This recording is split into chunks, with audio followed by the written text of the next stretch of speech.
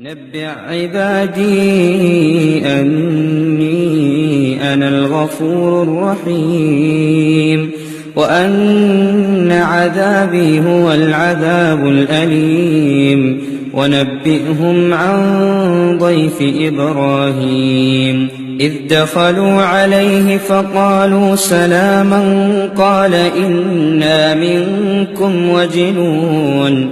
قالوا لا توجل إنا نبشرك بغلام عليم قال أبشرتموني على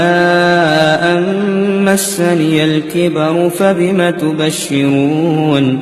قالوا بشرناك بالحق فلا تكن من القانطين قال ومن يقنط من رحمة ربه إلا الضالون